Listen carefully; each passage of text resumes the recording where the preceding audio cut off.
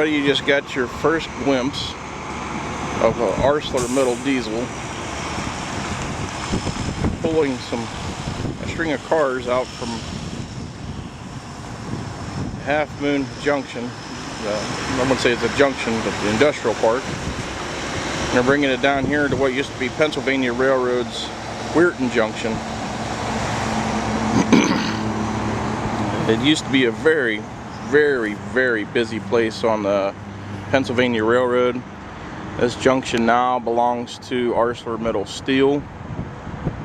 And as you can see, yeah, there's a decline of the steel industry in the country, thanks to things like Bill Clinton's NAFTA and any other free trade agreement that was signed by every individual tree hugger or whatever you want to think of. This is how busy it is now. A lot of grass growing up between the rails. As you can see, they're bringing in the coils now.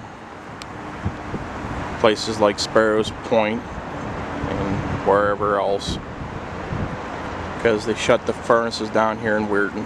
No, it's the only thing that's really run is the tin mill and some very small portion of the hot strip. Pretty much just to roll out these coils and turn them into tin plate.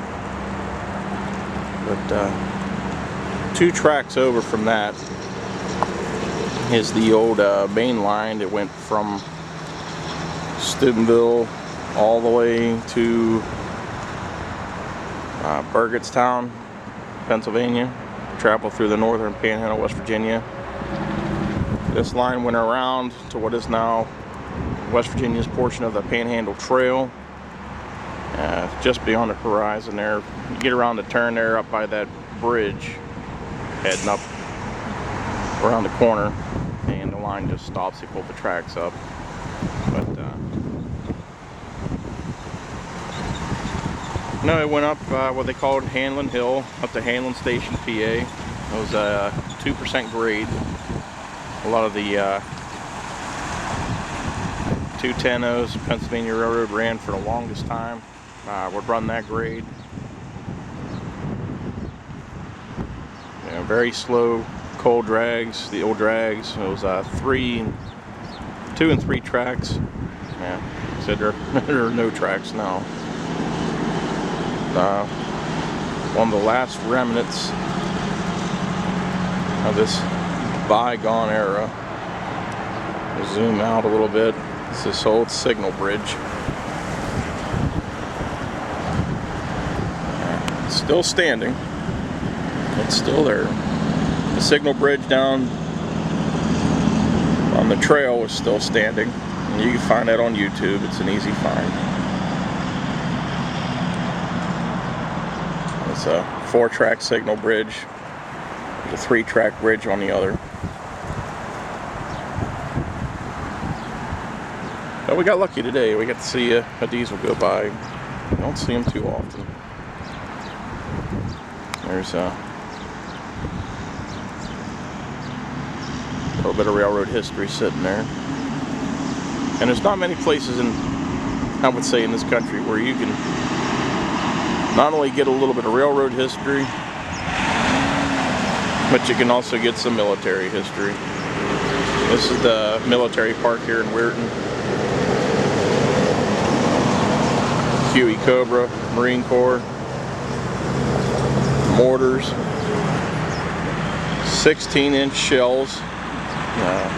These shells were fired from the Iowa class battleships, North Carolina class battleships, South Dakota. This one here, this is the armor piercing round, 2,700 pounds. That one there is the 1,900 pound high explosive round. And that's a 3-inch anti-aircraft gun. I'm gonna walk around here a little ways. I'll focus on a couple more things they got here. This tank here was the only one produced of this model, with a special turret and a 90mm gun. Ended up sitting in a field down in Fort Knox, Kentucky, and instead of being scrapped, it was donated for the park. And the outside looks good. I heard the inside is, well, there ain't much on the inside, we'll just say that much. And here is an A7.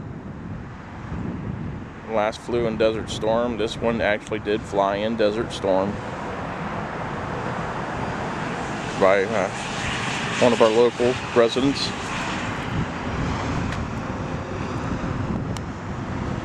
.105mm howitzer. One of the few remaining cool things here in Weirton, West Virginia. There ain't a whole lot left.